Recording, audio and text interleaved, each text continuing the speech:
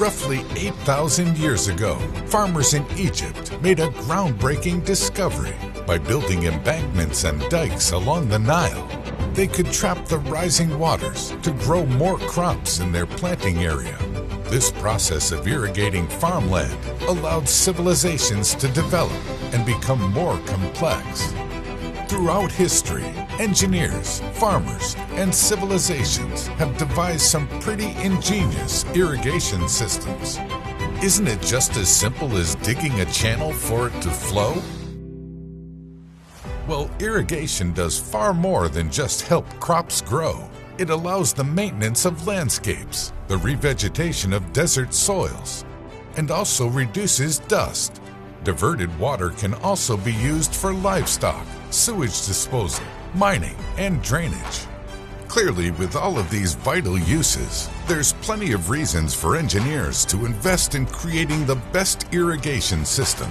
Many early civilizations grew larger based on their ability to manipulate water.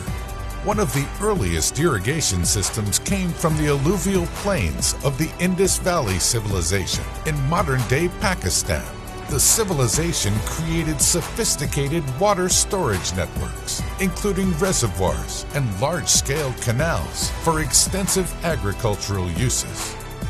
In Mesopotamia, farmers used a system called perennial irrigation, which channeled water throughout their fields in a sort of maze, allowing for near year-round watering. Another civilization in the ancient Nubia created a type of water wheel that they called a sakia. This water wheel mechanically lifted the water to different irrigation channels, using buffaloes or other animals to turn the wheel. One of the most visually striking forms of historical irrigation practices is that of terrace irrigation, which was used in the Americas, Southeast Asia, India, and other countries. Farmers on the hillside would build terraces that water could flow, allowing crops to grow on different levels.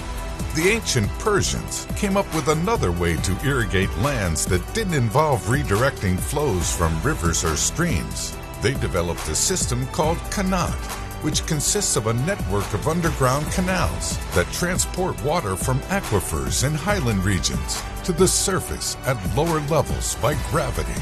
Thanks to this system, they were able to carry water over long distances in hot climates without losing it to evaporation. Today, irrigated agriculture covers about 680 million acres and accounts for 40% of global food production.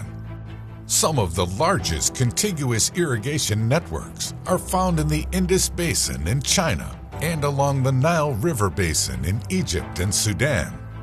Humanity will continue controlling water to grow food efficiently, building off of the irrigation breakthroughs made in ancient civilizations. As irrigation systems continue to be developed, engineers are focused on improving their efficiency to reduce waste and water loss to leaks, evaporation, and inefficiency.